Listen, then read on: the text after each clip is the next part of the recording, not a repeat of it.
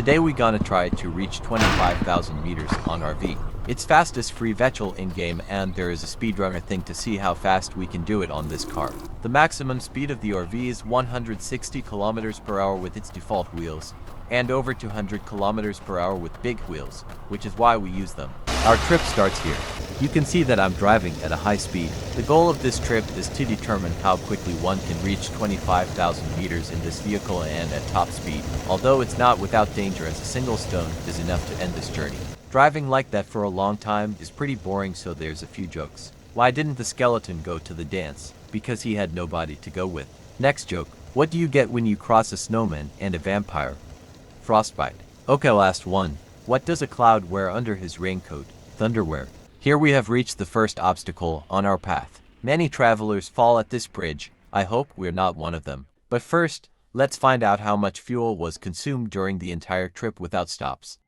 About 6 liters were used for every 5,000 meters, which means that if you reach this bridge and refuel, you can make it to 25,000 meters with stops only for food and all. I think I've crossed this bridge no less than 500 times, and it won't be a problem for me, despite the size of this vehicle. While I'm passing this obstacle, you can listen to this poem. A winding road, sharp turns ahead, a car with spirits high, not lead.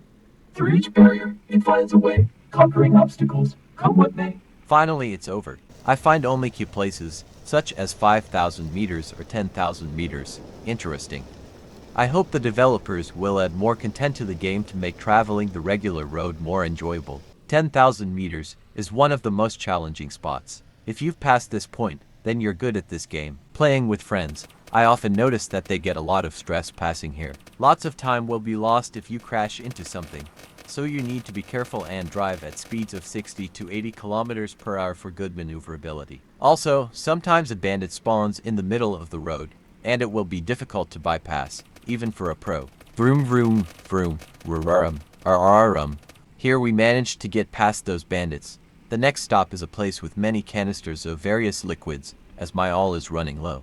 It's getting dark, and this is one of the unpleasant events. There's a high chance of flipping the car at night, and the gameplay turns into a day waiting simulator. I hope they'll make the night shorter.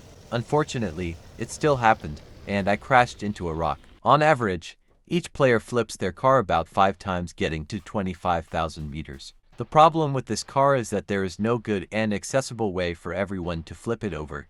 To fix the situation, you need rare items. For example, a balloon gun. In my case, I was lucky and we will be able to continue the journey. I recommend that you find a balloon gun because with it, you can flip over any car. The weather is lending a really immersive feeling right now. It's the kind of view you can get lost in if you stare out the window long enough, soaking in the unfolding beauty. Here we are at 15,000 meters, almost without stopping. Oh no, the dimensions of this car are too large. However, I heard that some people managed to overcome 15,000 meters somehow. As you can see, this might be some kind of glitch. I'm not even sure how I'm supposed to get through here. Maybe it's possible to lift this car into the air and move it beyond this barrier. Holding the balloon in my hand, I tried to move the car, but I don't think this will bring any result. As it turns out, even though this car is the best in terms of speed, you might encounter bugs that will put an abrupt end to your otherwise excellent run. And so the journey ended. Let me know if you like this type of video.